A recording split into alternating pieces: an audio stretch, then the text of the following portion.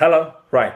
I'm going to be super practical and I'm going to just give you 10 things that you could do to help with weight loss or indeed weight maintenance. Some will be obvious, some I don't think so obvious, and I'm sure there's something in there that you're not already doing that you could do more or indeed less of to help. Okay, so let's go. Number one, increase the proportion of protein as a ratio of what you eat.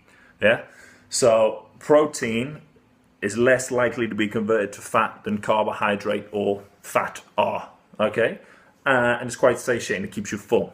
So obviously there's the classic is meat and fish and eggs and these things, but it could just be a higher protein version of stuff that you other things. So could be lentils and beans rather than just having bread and pasta. This kind of thing. Okay, that's number one. Number two, eat slower.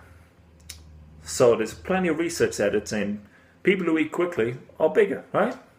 I mean, you eat and there's it's not immediately that you realize how full you are. And before you know it, you've smuggled in too many calories, right? Just being mindful and try not to eat when you're distracted and focusing a little bit more on what you're doing, but just taking your time to eat. That's number two.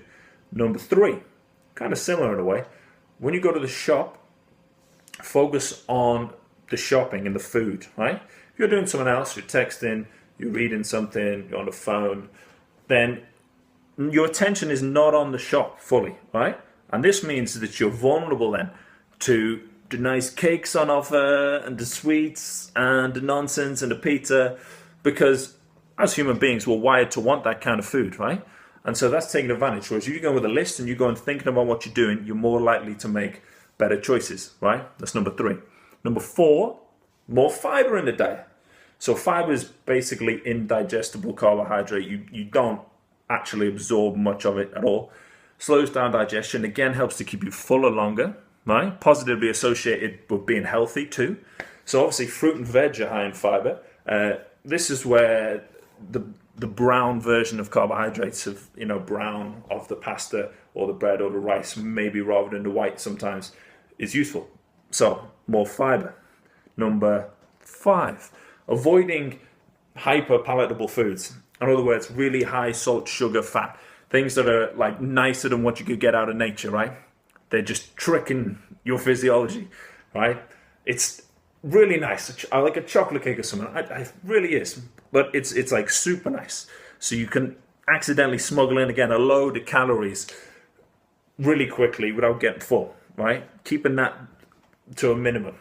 Croissants, cakes, sweets, the usual nonsense, right? It's nice, but it doesn't keep you full and you can easily eat a lot of it, right? Number six, sleep.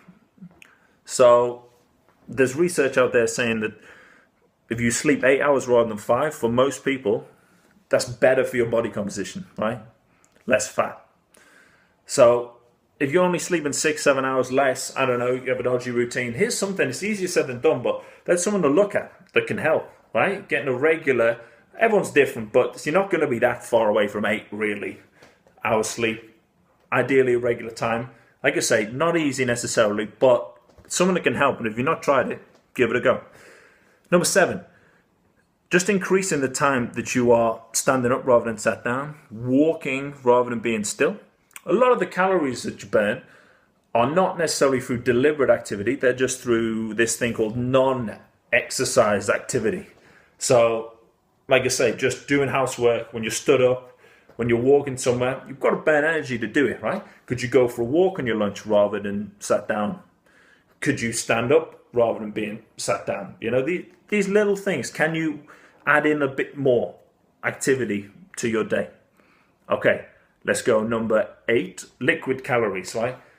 So, soft drinks predominantly don't keep you full, but you just get, again, just a way that you get the calories in. You get extra calories without getting full. And so that's how we get bigger, right?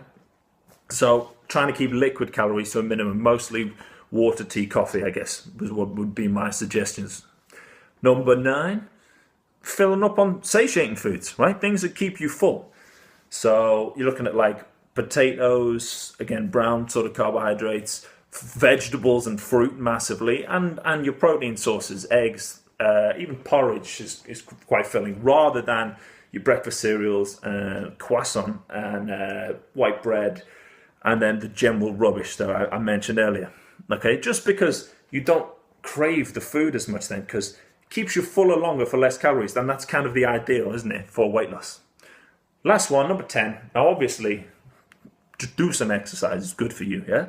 But novelty of exercise. So if you do the same every time, you become very efficient at it. You stop burning as many calories as you used to. You don't get anywhere. So just every few weeks, just changing it up. Swim rather than run. Run a bit further. Run a bit faster. Do some intervals. Lift some weights. Lift some weights in a different way. Go for a bike ride. Just do something that's different. A novel stimulus goes a long way to helping to burn extra calories than doing the same. Plus, you don't get bored as well. There you go, right? So there's 10 things. I'm sure there's something in there you can use. I will see you again soon for another video.